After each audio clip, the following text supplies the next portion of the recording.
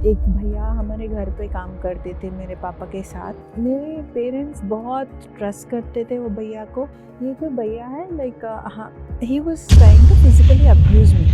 मुझे बहुत डिफ़िकल्ट होता था अरुणा जी कि मैं अपने भाई अगर आके मेरे बगल में सोते थे तो मुझे इमीडिएटली तुरंत उठ जाती थी मैं वहाँ से। वो याद मुझे आता था। 3 महीने के बाद बच्चा पेट में ही मर गया। एक्चुअली वो मिसकैरेज हो गया था। बहुत डिफ़िकल्ट सिचुएशन था। हम दोनों बैठ के रोते थे। अपनी दुनिया में रहती थी मैं कि अपने आप को कोसना कि तुम अनफिट हो, वर्दी नहीं हो, तुमने कुछ किया होगा, तुम इसीलिए तुम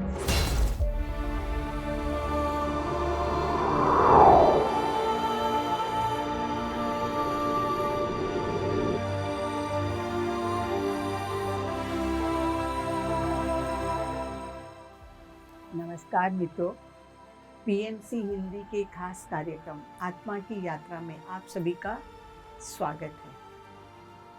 आत्मा अलग अलग शरीर धारण करती है, अलग अलग अनुभवों के लिए, सीखने के लिए। वो हर शरीर में अपने अनुभव लेती है, वो अच्छे हैं बुरे हैं। इसकी परिभाषा से ऊपर उठकर केवल अनुभव और क्या उसने सीखा यही जानती है। आज हम मिल रहे हैं मधु गंजाला जी से, जो कि एक सीनियर पिरामिड मास्टर है, जर्मनी में रहती है और 2009 से ध्यान के साथ जुड़ी हैं। एक आर्टिस्ट भी हैं। तो उन्हीं से जानते हैं उनकी सुंदर यात्रा को कि जीवन में उन्होंने क्या क्या सीखा, किन किन कठिनाइयों के साथ आगे बढ़ती चली गई। तो उन्हीं का स्वागत करती हूँ। स्वागत है मधु गंजाला जी आपका। थैंक यू अरुणा जी। मधु जी, जैसा कि हम सब जानते हैं कि एक आत्मा का जो धरती पर शुरुआत जन्म के साथ ही होती है, तो हम आपके जन्म के बारे में ही जानना चाहते हैं कि किस प्रकार से आप परिवार में, कौन से परिवार में आई, कौन से माता पिता के द्वारा आई, उनके बारे में जानना चाहते हैं। तो मैं पैदा हुई हूँ 1986 मार्च में एंड मेरा माता का नाम है उमा और मेरा पिताजी का नाम है नागभूषण। तो मेरा एक भाई है, एक बहन है एंड हम आंध्र प्रदेश से बिलोंग करते हैं। वो है मेरा मैं इस दुनिया में उस साल में आई थी और मेरा माता पिता का बारे में। तो जैसा कि आने के बाद एक आत्मा स्वभाव जो है पहले से सोच के आती है, ठीक, प्लानिंग होती है उसकी। तो हम आपके इस सुंदर स्वभाव के लिए, ताकि उस समय तक आपकी सराउंडिंग या समाज का इम्पैक्ट नहीं होता, तो उसके बारे में हम जानना चाहते हैं।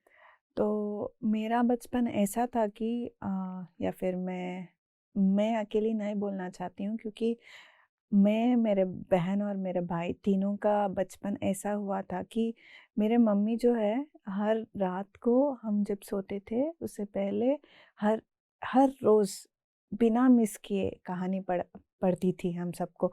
ऐसा हम सोते थे, उनके हाथ ऐसा रखती है, ऐसा बुक ले लेती है और कहानी पढ़ती है।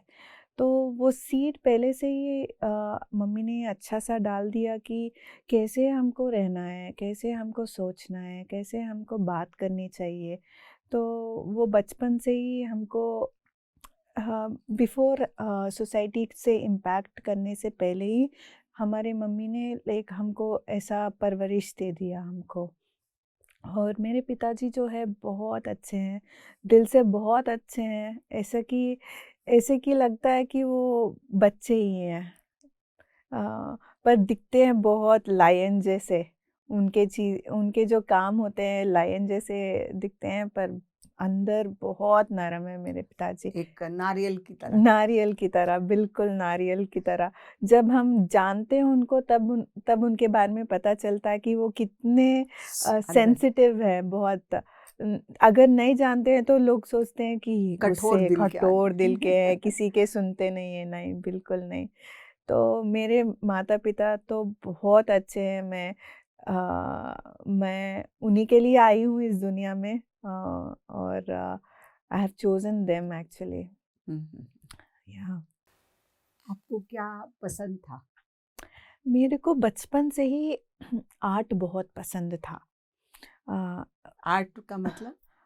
कला, कला, ड्राइंग बहुत ड्राइंग करनी। पसंद था। मेरे जो ग्रैंडफादर थे, मम्मी के जो पापा हैं, वो बहुत अच्छा ड्रॉ करते थे।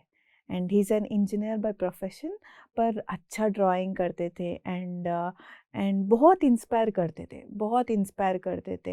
एंड बचपन से ही मुझे ड्राइंग पसंद थी, पर ये एक इंस्पिरेशन था कि मेरा कज़िन बहुत इंस्पायर करती थी।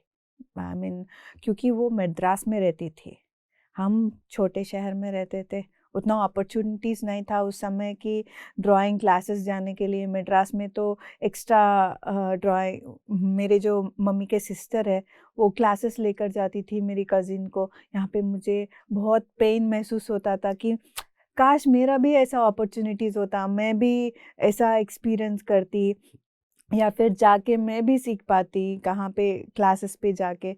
ऐसा मेरा सोच था। तो बचपन में मुझे जिम्नास्टिक्स बहुत पसंद थे। 6th तक मैंने जिम्नास्टिक्स किया स्कूल में, बहुत पसंद था मुझे। लाइक बहुत flexible, that kind of a sport मुझे बहुत पसंद था। एंड ड्राइंग पसंद थी, डांस पसंद थी, म्यूज़िक पसंद थी, वायलिन सीखना बहुत पसंद थी। ये सब बहुत पसंद था मेरा बचपन में।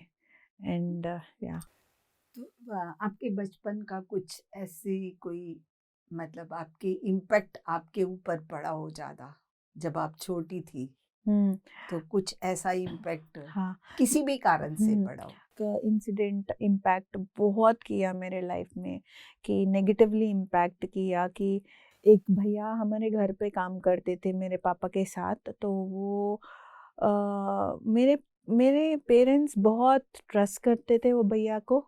एंड हम भी बहुत पसंद करते थे वो भैया को। शायद वो 10th या 11th पढ़ते थे उस समय। एंड घर पे उनके फैमिली पता है, तो घर पे थोड़ा पापा को कुछ हेल्प चाहिए तो वो भैया आके कुछ हेल्प करते थे।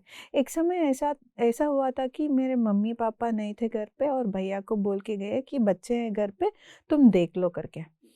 तो हम 3 लोग थे, एक रूम पे थे। एंड भैया बोले अभी हम सो जाते हैं। तो ऐसा हो गया। एंड उसी कुछ महीने पहले मेरा अंकल का डेथ हो गया था। मैटरनल अंकल, मामा का डेथ हो गया था एक्सीडेंट में।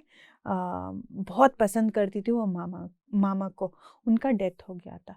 ये जो भैया है, लाइक, हाँ, he was trying to physically abuse me. तो उसी समय इमीडिएटली आवाज़ आया मेरा अंकल का कि ये तुम क्या कर रहे हो। तो वो आवाज़ सुन के, उनका आवाज़ तो बहुत गंभीर होता है, वो आवाज़ सुन के भैया भाग गए वहाँ से, डर के भाग गए। तो मैं दैट उस बहुत टाइम तक मैं कैरी करती थी। मैंने अपने पेरेंट्स को नहीं शेयर किया, कि अगर शेयर करूँगी तो पता है मेरे पापा का गुस्सा कितना है। लड़की को कोई देखते भी है तो वो जाके फाइट करते हैं। वैसे अगर उनके लड़की के साथ ऐसा कोई किया है, वो भी जो जिनको उन्होंने ट्रस्ट किया है, तो मैंने उतना हिम्मत नहीं जुटाया कि जाके पापा से बोलूं कि पापा ऐसा हुआ है मेरे साथ करके। तो अब शादी के बाद मैंने अपनी मम्मी को शेयर किया है। तो मैं यही सोचती हूँ कि हम अपने आप को ऐसा, अगर एक्सपीरियंसेस ऐसे होते हैं तो इट इज़ बहुत इम्पॉर्टेंट है जाके मम्मी पापा को, या फिर जो भी हम ट्रस्ट करते हैं उनको जाके बोले, क्योंकि इतना समय तक हमको कैरी करना नहीं चाहिए। मुझे बहुत डिफ़िकल्ट होता था अरुणा जी, कि मैं अपने भाई अगर आके मेरे बगल में सोते थे तो मुझे इमीडिएटली तुरंत उठ जाती थी मैं वहाँ से। I don't like to sleep next to my brother और माई फादर। वो याद मुझे आता था उस भैया ने, ताकि कुछ नहीं हुआ। I mean, like, universe was always, और उस समय जो भी गॉड है या फिर it was always protecting. But वो that impression I was impact carrying, छोड़ गई, वो इम्पैक्ट चीज़ छोड़ छोड़ दी। गई। या हाँ। या तो इसलिए बहुत इम्पोर्टेंट है कि कि शेयर करना। अगर हमारे जीवन के अंदर कुछ भी होता है, उसको हमें शेयरिंग, बिल्कुल। चाहे जो अपने क्लोज वो है, कॉन्फिडेंस से कि आप शेयर कर दो। वो कैसे करेंगे, आपको उसमें क्या गाइडेंस मिलेगी, बट अपने अंदर से आप उस समय उसको बाहर निकाल दें। जी। जी। हाँ, तो उसके आगे का आपका जीवन कैसा रहा? तो मेरा 4 इयर्स कोर्स, जो 4 साल का कोर्स था, बैचलर ऑफ फाइन आर्ट्स, वो ख़त्म होते ही मेरा राम से शादी हो गया। जी। आगे की जर्नी के बारे में जानेंगे। मैरिज तो हो हुँ, गई। तो वो मैरिज भी ऐसा हुआ था कि जब मेरे माता-पिता ने राम को ने मेरे मासी ने देखा है राम को, कि उनके भाई के, राम के भाई के शादी में देखे हैं राम को, और सोचे कि ये लड़का बहुत अच्छा दिख रहा है, तो लड़की हमारे लड़की के लिए अच्छा होगा। तो मेरे पापा को जाके बोले, मेरे मेरे मासी और मासा जाके बोले कि ऐसा एक लड़का है, वो इटली में रहते हैं, तो अगर देखेंगे तो मधु के लिए, या फिर मीनू मीनू बुलाते हैं मुझे घर पे, तो उनके लिए ठीक रहेगा। तो अब वो राम को लेकर आए इमीडिएटली शादी के नेक्स्ट डे, उनके भाई के शादी के नेक्स्ट डे ही लेकर आए। और मेरे ग्रैंडफ़ादर जो है, नाना जी जो है वो इंजीनियर है, उनको जो राम का वर्क है सीमेंट इंडस्ट्री, सबके बारे में पता है। तो my grandfather was interviewing Ram कि बोलो ये कैसा चलता है, क्लिंकर कैसा चलता है, मशीनरी के बारे में बोलो, तो देखते हैं कि ये लड़का ठीक है कि या नहीं, एजुकेटेड, सही पढ़ा है कि या नहीं, वो था उनके अंदर। एंड वो पास हो गया।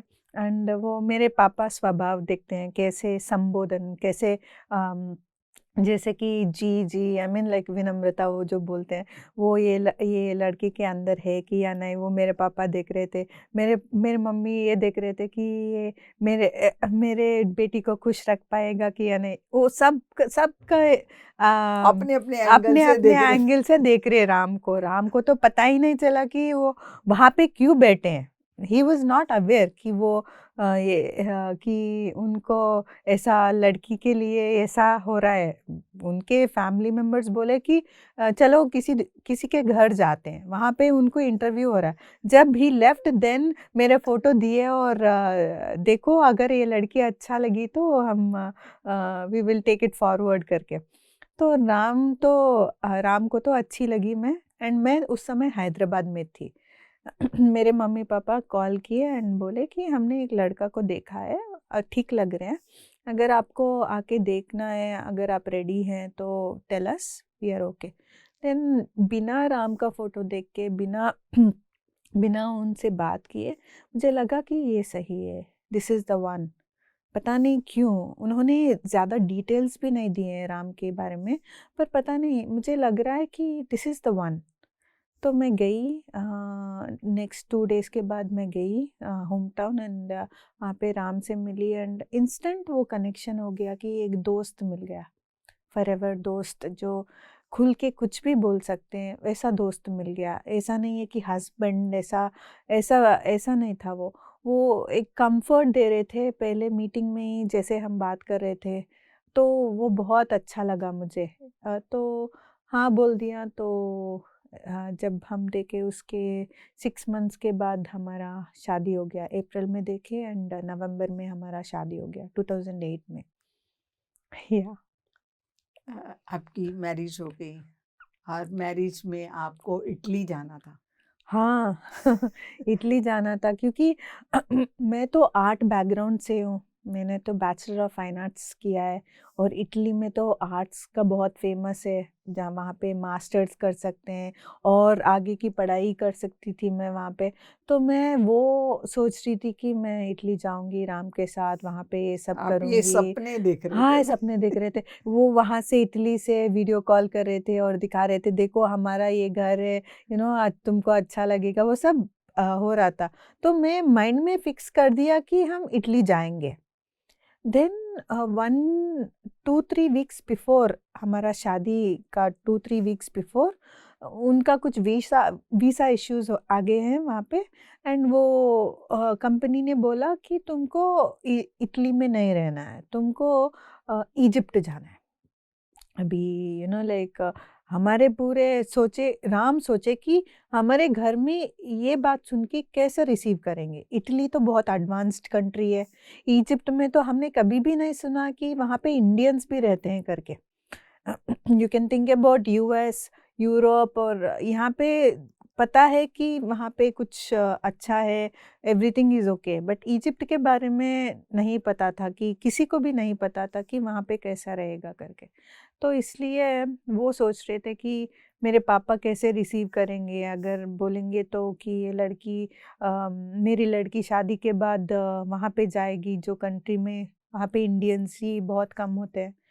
तो ही वॉज फियरिंग, वो डर रहे थे, पर वैसा नहीं हुआ। मेरे पेरेंट्स वर सो कंफर्टेबल कि वो राम को देखे हैं, तो राम को जाने हैं उतना शॉर्ट पीरियड में, उनको जाने हैं कि वो कितने अच्छे हैं, कि ये इम्पोर्टेंट नहीं है कि कहाँ कौन से देश में है, ये इम्पोर्टेंट है कि वो जो दामाद है वो बेटी को ठीक से देख पा रहा कि या नहीं, वो फ्रेंड्स की तरह रह रहा कि या नहीं। वो राम ने वो कंफर्ट जो दिखाया, वो शादी में वो, उसके बाद जब शादी हुआ तो ऑटोमेटिकली हम इजिप्ट आ गए। उसके बाद 15 दिन के बाद ही इजिप्ट आ गए, एंड मेरे पेरेंट्स वेल रिसीव किए हैं कि बिना डरे कि क्या होगा आगे, ऐसा नहीं सोचे। दे ट्रस्टेड राम कंप्लीटली। आपके जीवन के अंदर कैसे एक जिसको दंपति पत्नी पत्नी कहते हैं, पति पत्नी हैं आपस में, जो चीज सोच कर कि मुझे एक फ्रेंड मिल गया, क्या शादी के बाद आप उसी माहौल में रही? तो 15 डेज के बाद ही शादी का 15 डेज के बाद हम इजिप्ट में गए थे। तो वहाँ पे फ्रीडम ही फ्रीडम था, तो होटल में रुक रहे थे, 1 मंथ रुके थे होटल में, तो बहुत अच्छा था। लाइक वो पीरियड बहुत अच्छा था। देन घर शिफ्ट हो गए, एंड घर शिफ्ट होने के बाद क्या हुआ, वो घर भी ऐसा था कि बड़ा था घर, एंड अकेलापन महसूस कर रही थी, क्योंकि होटल में तो बहुत सारे लोग दिखते थे, यहाँ पे तो घर में कोई नहीं दिखते थे। ऐसा था कि घर फर्स्ट फ्लोर में था, कोई बाहर घूमते भी नहीं है, तो आई वॉज फीलिंग बहुत लोनली। उस समय राम का वर्क ऐसा था कि सुबह जाते थे 7-7:30 को जाते थे, और आते थे अराउंड 9-10 समटाइम्स। कभी कभी रात को 3 बजे उठ के जाते थे। उनका वर्क ऐसा ही था। तो मैं बहुत अकेलापन महसूस कर रही थी, और आर्ट भी कर रही थी, उतना क्रिएटिव नहीं हो पा रही थी मैं। और मेरा पहले से ही ये सोच है कि मुझे जॉब नहीं करनी चाहिए, मुझे नहीं करना पसंद है। I don't like to go to office and work. जैसे कि मुझे स्कूल जाना पसंद नहीं है, वैसे ही मुझे जॉब जाना पसंद नहीं है, क्योंकि वो फिक्स्ड टाइमिंग जो होता है वो मेरे से नहीं होता है। 9 to 5 ऐसा बोलते हैं, वो मेरे से नहीं होता है। मुझे पहले से ही वो फ्रीडम में रहनी फ्रीडम में चाहिए, रहना वो स्टेट ऑफ माइंड में रहनी चाहिए। एंड स्पेशली वो क्रिएटिव स्टडीज़ पढ़ने के बाद टाइम फ्रेम पे रहना मुझे बिल्कुल पसंद नहीं था। तो मैंने कभी कोशिश भी नहीं किया कि जॉब ज्वाइन करने के लिए।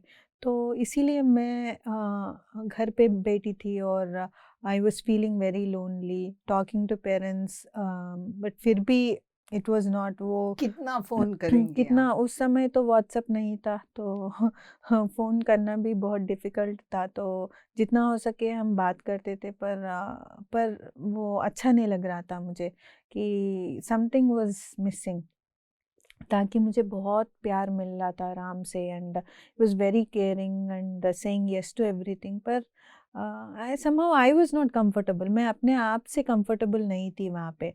देन इतने आवर्स का गैप, और इसमें कुछ ज्यादा करने के लिए भी नहीं है आपके पास, तो जी, वो शायद लोनलीनेस का हाँ, आपका कारण हो बिल्कुल, सकता है। बिल्कुल। एंड तब उतना फ्रेंड्स भी नहीं थे, फ्रेंड्स भी उतना भी नहीं बने उस समय, जब 2008 दिसंबर में गए हम।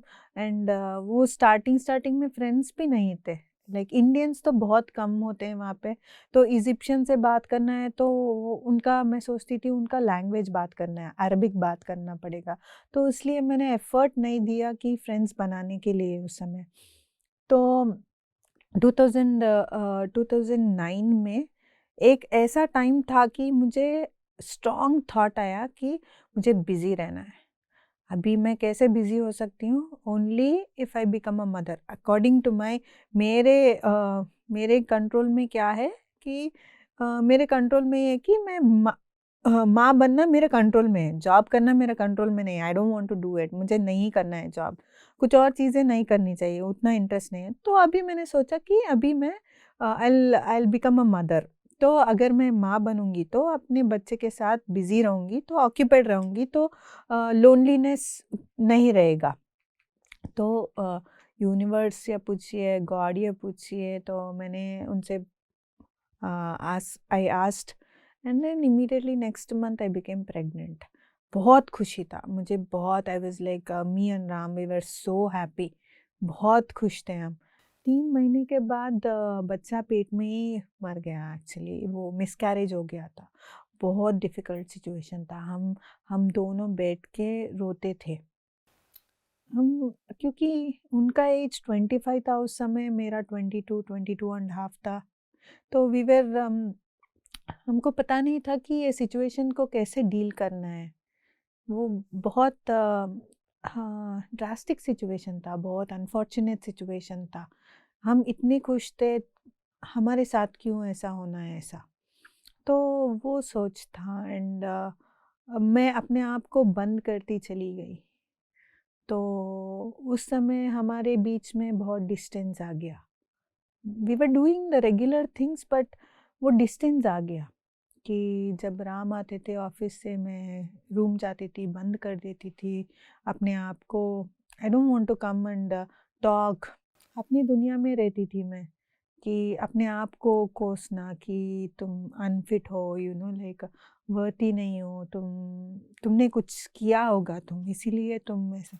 ताकि मैंने कुछ नहीं किया इस जन्म में, तो लाइक बचपन से लेके उस समय तक अच्छा ही सोचा है, अच्छा ही किया है, अच्छा ही बात किया है, तो क्यों हुआ मेरे साथ ये बहुत प्रश्न मुझे बहुत तंग कर रही थी। एंड आंसर बाहर से कहीं पे भी नहीं मिला हो, डॉक्टर्स ने आंसर नहीं दिए, और मेडिसिन लिया तो कुछ नहीं किया, मेडिसिन लेने से और भी वेट गेन किया मैं। एक एक एक टाइम होता था कि सुबह उठ के पैर नीचे रखना बहुत डिफ़िकल्ट होता था, मेरा बॉडी इतना पेन करता था, बहुत पेन करता था। एंड जब when things are not right, जब हालात ठीक नहीं है, मन की हालत ठीक नहीं होती है, तो जितना भी अच्छा सिचुएशन बाहर हो, but you try to reject it, आप पुश कर देते हो। जितना भी राम कंफर्ट दे रहे थे मुझे, पर मेरा अंदर का वो हालात ठीक नहीं थे, मेरा मन ठीक नहीं था, तो मैं रिजेक्ट करती थी।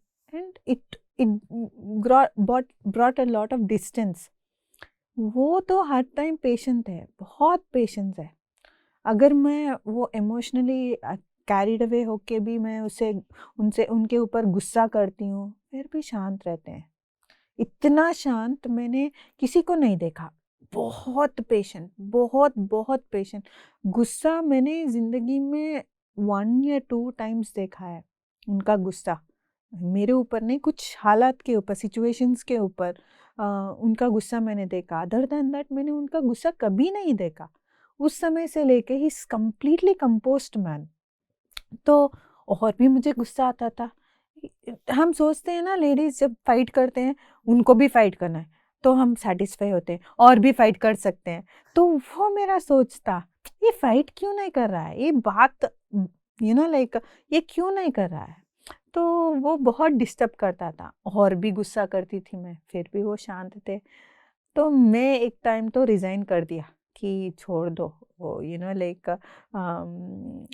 राम का ये सोच था कि अगर तुम ये सिचुएशन से डील कर रही हो, तो ही कैन नॉट हेल्प, मैं हेल्प नहीं कर सकता, तुम अपने आप को हेल्प करनी चाहिए, कि तुम रियलाइज़ करनी चाहिए कि मुझे बोलने का ज़रूरत नहीं है कि ये तुम गलत कर रही हो, वो तुम्हारे अंदर खुद को ही जानना चाहिए कि ये तो नहीं, सही नहीं है। तो वैसे थे, इसलिए वो चुप बैठते थे और मुझे ही सीखना पड़ा। ओके, लाइक ओके, ये मुझे कन्वे कर रहा है, मुझे ऐसा नहीं रहनी चाहिए। तो वो 1-2 years ऑफ वेडिंग 2008 से लेके मैक्सिमम 2009-2010 तक वो हाँ ब्लॉक्स थे कि लाइक वो क्यों हुआ ऐसा, मिसकैरेज नहीं होनी चाहिए था। तो वो डिस्टेंस थोड़ा फ्रेंडशिप में वो अनबंद होता है ना, वो फेज था हमारा, वो 1-2 years। उसमें भी मतलब कि आपकी जो थॉट्स थे, आपके जो इमोशंस थे, जो आप किसी से शेयर भी नहीं कर पा रही थी। जी मेन तो ये ना कि ना वो बाहर निकल पाई और वो आपके अंदर ही रहे, जी और अंदर उनको आप और ऊर्जा दे रही थी, जी क्योंकि आपको बाहर निकालने का उनको कोई रास्ता नहीं मिल जी रहा था। बिल्कुल। तो इसलिए वो सॉलिड होते चले गए। वो जीवन में ये परिस्थिति जब आती है कि एक कूल डाउन है और दूसरा सपोर्ट करते हुए भी हम उसको समझ नहीं पाते कि वो हमें डायरेक्टली इनडायरेक्टली कैसे सपोर्ट कर रहे हैं। जी उस परिस्थिति से आप कैसे बाहर निकले? राम का फैमिली और राम बहुत पहले से ही ध्यान में है। आई थिंक वो उनको वही है कि बचपन से ही उनका स्ट्रॉन्ग फाउंडेशन था कि वो बैलेंस्ड में कैसे रहना। दो मेरा भी बचपन ठीक था, मम्मी पापा का रेज अपब्रिंगिंग बहुत अच्छा था, पर ध्यान नहीं था।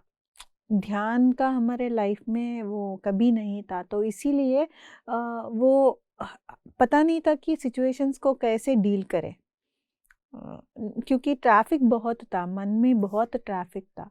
अगर उतना ट्रैफिक है तो सामने जवाब है तो भी नहीं दिखेगा, क्योंकि ट्रैफिक है। जब हम ये ट्रैफिक को कम कर देंगे तब वो आंसर क्लियरली दिखाई देगा। वो समझ उस समय नहीं था मेरे अंदर।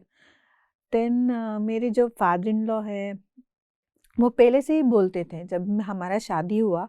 पता है अन्ना जी, हमारे शादी में कभी नहीं हुआ, कभी हमारे रिलेटिव्स और किसी ने भी उनके शादी में ये यूजुअली हम शादी में ऑर्केस्ट्रा होता है ना, like musical orchestra, music band होता है, तो भी गाना वो सब चलता है। पर हमारे शादी में भगवत गीता का क्लासेस चल रहे हैं। शादी साइड में हो रहा है और भगवत गीता का प्रवचन हो रहा है। हमारे relatives they could not accept ही नहीं कर सकते थे कि ये क्या है भगवत गीता। तो हम रखते थे कि वो जब कोई गुजर जाते हैं, भगवत गीता रखते हैं तो कुछ ज्ञान आता है। पर ये तो सेलिब्रेशन है, सेलिब्रेशन में कौन गीता का प्रवचन देते हैं। वो बहुत गुस्सा करता, और वो सब इम्पैक्ट हुआ कि ये क्या करें, मेरे फादर इन लॉ, नहीं करनी चाहिए था ना ये सब। तो पहले से ही जो भी वो बोलते थे ध्यान के बारे में, मैं चली जाती थी, क्योंकि वो बहुत इम्पैक्ट किया था। वो शादी के टाइम पे जो वो सीन हुआ था, बहुत इम्पैक्ट किया था। देन इट टुक कुछ टाइम लगा मुझे जानने में कि ध्यान क्या होता है। तो ये मिसकैरेज जो मेरे साथ हुआ, वो एक यू टर्न जैसा था, टर्निंग पॉइंट था। Turning point, U turn. तब तक ऐसे जा रही थी, सडनली रियलाइज़ किया मैंने, ये जो मैं जा रही हूँ ये सही रास्ता नहीं है। फिर बाद में पूरा यू टर्न ले लिया और वापस आ गई अपने आप को जानने के लिए। तो उसके लिए मैं अपने फादर इन लॉ को जितना भी थैंक्स बोलूँ बहुत कम है। मेरे जो फादर इन लॉ हैं, वो उनका नाम है गजला राम सुब्बा रेड्डी है। तो वो ग्रेट पिरामिड मास्टर हैं एंड पत्री सर को बहुत मानते हैं वो। तो वो और मेरे मदर इन लॉ जो है जयलक्ष्मी, वो आए थे इजिप्ट हमारे साथ रहने के लिए कुछ महीने के लिए। तब ध्यान के बारे में बताना शुरू किए। एंड जब इंडिया में थे तो हम इंडिया में जब जाते हैं तो मदर इन लॉ का घर से मेरा मदर का घर 10 मिनट का ही रास्ता है। जब भी यहाँ पे ध्यान का क्लासेस होते तो मैं मम्मी के घर जाती थी। मुझे रहना ठीक नहीं लगता था ध्यान की क्लास में। तो जब मेरा फादर इन लॉ और मदर इन लॉ आए थे इजिप्ट और हमारे साथ रुके और उनके खुद के एक्सपीरियंस बोले, और एक सेंटेंस मेरे फादर इन लॉ ने बोला, वो मुझे कन्विंस कर दिया कि ध्यान करनी चाहिए मुझे। जो ये सेंटेंस था कि अगर तुम्हारे अंदर प्रश्न है कि तुम्हारे साथ क्यों ऐसा हुआ, तो तुम्हारे अंदर ही वो जवाब है। अगर प्रश्न तुम्हारा है तो जवाब भी तुम्हारे अंदर ही आप जान लोगे, तो ध्यान करो बोले। तो मैंने किया ध्यान, तब शुरू हुआ मेरा ध्यान का जर्नी, और पूरा यू टर्न लेके और मैं अपने आप को जानने के लिए मैंने ये जर्नी उस टाइम 2009-2010 में शुरू किया। ऐसा हुआ था कि वो मैंने अपने आप को एक चैलेंज दिया था कि एक हफ्ता मैं ध्यान करूँगी। अगर इस हफ्ते में अगर कुछ मुझे एक्सपीरियंस आता है तो मैं rest of the life continue करूँगी। अगर ऐसा कुछ नहीं हुआ तो मैं छोड़ दूँगी ध्यान को, मैंने ऐसा सोचा था। हर दिन मैं 6 घंटे ध्यान में बैठती थी। मेरा घर, मन का घर इतना गंदा था, बहुत गंदा था, क्योंकि बहुत ज़्यादा सोच था मेरा, बहुत ज़्यादा, क्योंकि उस समय तक मैं अपने आप को कर्स कर रही थी, कि कोस रही थी कि मैं अनफिट हूँ, मैं वर्दी नहीं हूँ, मैं ऐसी हूँ वैसी हूँ, इसीलिए मेरे साथ ऐसा हुआ। तो वो सब सोच जब उन तब हम आइज़ क्लोज़ करते हैं, तभी हमें पता चलता है कि हमारे अंदर कितना डर्ट है, कि कितना हम सोचते हैं। आइज़ ओपन से हमको दिखता नहीं है। तो वो जब मैंने देखा कि मेरे अंदर क्या चल रहा है, तो मैं पहले फ़ाइट करती थी, नहीं मैं वैसी नहीं हूँ, तो मल्टीप्लाई हो रहा था। वो जो भी सोच, जो भी थॉट्स आ रहे थे वो मल्टीप्लाई हो रहे थे। जब मैंने अटेंशन उसके ऊपर, सिचुएशंस जो दिख रहे हैं मुझे ध्यान में, उसके ऊपर नहीं फ़ोकस किया, बस विटनेस किया मैंने। जैसे कि कृष्ण वो युद्ध में विटनेस कर रहे थे, सब जो भी हो रहा था बस विटनेस कर रहे थे। ना ही कि अर्जुन के जैसे लाइक टेंस हो गए, या फिर दुर्योधन के जैसे गुस्से में, वैसा कुछ नहीं। कृष्ण का बस विटनेस करना, ओशो भी वही बोलते हैं, बस जो भी हो रहा है, थॉट्स आ रहे हैं, कुछ भी हो रहा है, विटनेस करो। तो ये सोच मैं थोड़े टाइम के बाद मुझे समझ में आया कि मुझे फ़ाइट नहीं करनी चाहिए, जो भी थॉट्स आते हैं उसे फ़ाइट नहीं करनी चाहिए। मैं पीसफुली, जैसे कि बच्चे को समझाते हैं हम कि मैं तुमको बाद में अटेंड करूँगा, तो सेम इसी तरह मैं अपने सोच को भी ऐसे ही बताना शुरू किया कि अभी आपका समय नहीं है, मैं आपको बाद में थोड़ी टाइम के बाद अटेंड करूँगी, अभी ये मेरा समय है, मुझे अपने आप को जानना है। तब मैंने ये किया तो ऑटोमेटिकली थॉट फ्रीक्वेंसी कम होता ही चला गया, एंड एक हफ्ते के बाद मैंने ये रियलाइज़ किया कि आनंद बाहर नहीं है, बाहर नहीं है, हमारे अंदर ही है। हम हर जगह बाहर ढूंढते हैं आनंद को। वो जो आनंद हमको मिलता है, वो खुशी मिलती है, वो टेम्पररी है, कुछ टाइम के लिए ही है। बट जो ध्यान करके, वो 1 वीक का ध्यान करके मुझे जो मिला है, वो परमानंद जो मिला है, वो जो बाहर मैं ढूँढती थी मेरे अंदर ही है, वो समझ में आ गया उस समय। तो मैंने ध्यान कभी नहीं छोड़ा उस उस समय दिन से के बाद लेके। से आप ध्यान नहीं। कंटिन्यू कर रहे हैं। जी, जी, जीवन का एक आपका अंग बन गया है। जी। आप पति जी से कब मिले? पत्री जी से मैं बिफ़ोर मेडिटेशन नहीं मिला, क्योंकि ऐसा नहीं हुआ कि मेरा ज़िंदगी में कि पत्री सर मिलने के बाद ध्यान आया मेरा लाइफ में, ऐसा नहीं था। तो क्योंकि मेरे हस्बैंड एंड राम और उनके फैमिली ऑलरेडी पत्री सर को जानते हैं, एंड उन्हीं से ध्यान सीखे हैं। पत्री सर के बारे में पता है, पर मैंने कभी नहीं मिला उनसे। जब हम मेरा जो 1 वीक का जो एक्सपीरियंस था, तो उस समय मुझे ये स्ट्रॉन्ग फीलिंग आई कि अभी मुझे चुप नहीं बैठनी चाहिए। अभी जो मैंने अनुभव किया है, वो सबको बताना चाहिए कि आनंद हमारे अंदर ही है। अगर मैं अपने डिप्रेशन से बाहर आ सकती हूँ, तो कोई भी किसी भी सिचुएशन से गुज़र रहे हैं, उस सिचुएशन से बाहर आ सकते हैं अपने अपने एफ़र्ट से, अपने ब्रेथ से फोकस करने के बाद हम ऑटोमेटिकली वो सिचुएशन से बाहर आते हैं। तो मुझे ये सबको बोलना था। पहले मेरा ज़िंदगी ऐसा था कि मैं हर चीज़ से डरती थी। अगर मैं बोलती हूँ तो क्या लोग सोचेंगे, रिसीव करेंगे कि या नहीं करेंगे, तो वो डर था। उसके बाद वो डर चला गया एंड 8th डे से हम हमारे दोस्तों को इनवाइट किए इजिप्ट में। पहले इंडियंस आते थे एंड स्लोली स्लोली इंडियंस आना कम हो गया एंड इजिप्शियंस आने लगे। देन कुछ महीने के बाद हम इंडिया गए हैं हमारे इन लॉज के साथ। वो 3 महीने के लिए आए थे, तो क्लासेस शुरू हो गया था तब तक। तो हम इंडिया वापस हम 4 लोग इंडिया गए। तब एक शादी के लिए सर हमारे होम टाउन कड़पा है हमारा होम टाउन, वहाँ पे आए थे सर। तो मेरे फादर इन लॉ बोले देखो सर आए हैं, चलो मिलते हैं। वो शादी में जाते हैं और सर से मिलते हैं। तो मुझे बहुत डर लग रहा था कि कैसे मिलूँ, गुरु से कैसे मिलूँ।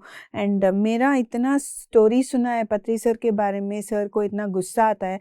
मेरा परवरिश तो मेरा मम्मी तो इतना प्यार से हमें पाला है, पता नहीं सर हम मेरे ऊपर गुस्सा करेंगे तो मैं क्या करूँगी। मुझे बहुत डर लग रहा था।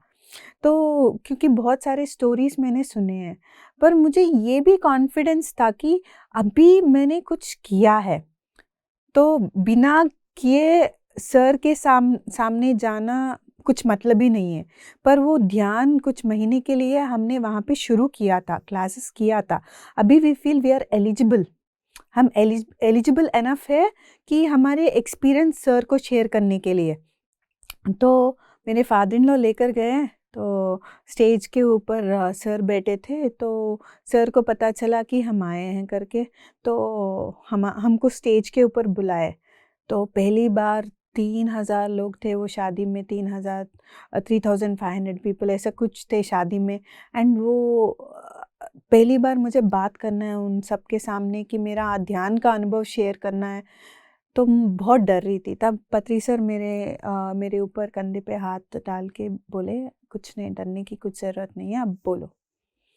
तब मुझे ऐसा कंफर्ट मिला कि एक माउंटेन का स्ट्रेंथ जो आ गया मेरे अंदर की बोलना है मुझे। तो that was the first time कि मैं पत्री सर से मिली हूँ। एंड तब हम सर को इनवाइट किए हैं। सर आते थे इजिप्ट पहले, पर उस समय हमने इनवाइट किए हैं कि सर आप आइए, आप घर आइए एंड वहाँ पे हम क्लासेस करेंगे। Then he was very happy, बहुत खुश थे वो कि इजिप्ट में ध्यान का प्रचार हो रहा है, हम वहाँ पे ऐसा कर रहे हैं। तो he said he will come to Egypt, and he came to Egypt in 2010 September. It was the first time he came home. Madhu ji, आप ध्यान सिखा रही हैं, कुछ ना कुछ खुद भी सीख रही हैं। तो जो हमारा पर्पस है लाइफ का, वो आपको कब मिला?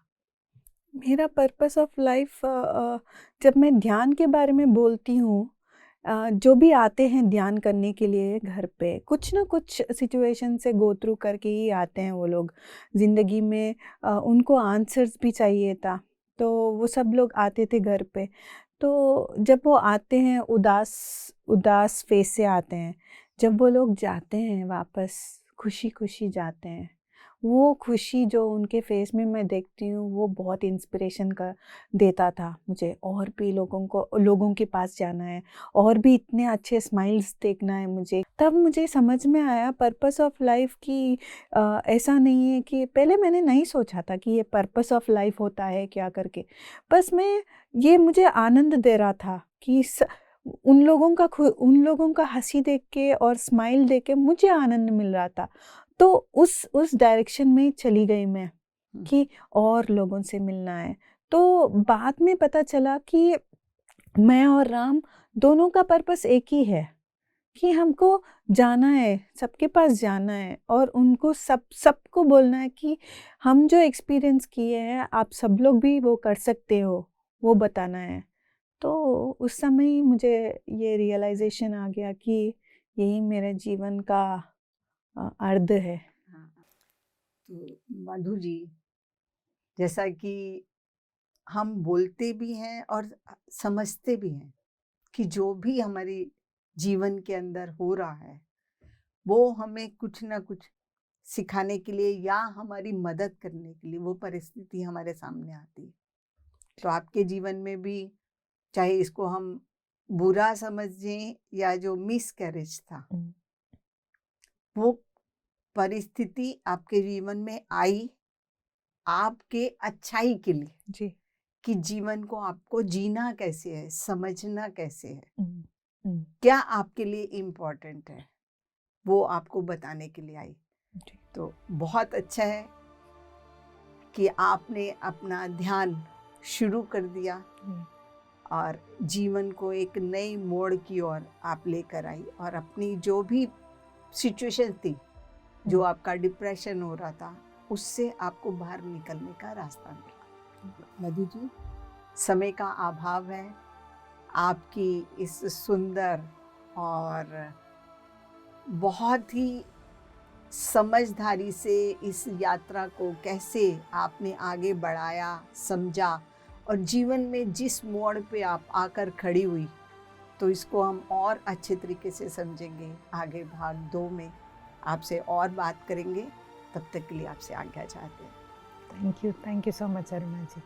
Thank you. दर्शकों, हमने अभी तक की मधु जी की यात्रा से ये समझा कि जीवन के अंदर, चाहे वो बचपन है, हमारा स्वभाव है, हमें जो सर्कमस्टांसेस मिलते हैं, वो कहीं ना कहीं हमें कुछ ना कुछ सिखाने के लिए ही आते हैं।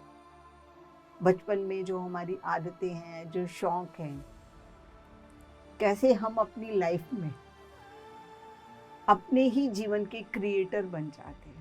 जो हमारी सोच होती है वही हमें आगे ले जाती है, और जीवन के अंदर जो हमारा लक्ष्य है कि हम धरती पर क्यों आए, उस मोड़ को, उस स्थान पर पहुंचने के लिए हमें परिस्थितियां ऐसे बन जाती हैं, मिल जाती हैं, और अगर हम उनका अवलोकन ना करके कि ये अच्छी हैं या बुरी हैं, उनके साथ चलना शुरू कर देते हैं, तो देखिए जीवन में फूल ही फूल दिखाई देते हैं। वो हम आगे सुनेंगे मधु जी की आगे की यात्रा में। तब तक के लिए हमारे साथ जुड़े रहिए।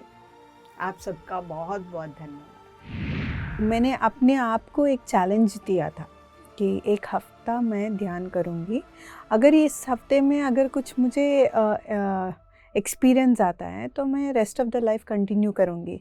अगर ऐसा कुछ नहीं हुआ तो मैं छोड़ दूँगी ध्यान को, मैंने ऐसा सोचा था। हर दिन मैं 6 घंटे ध्यान में बैठती थी।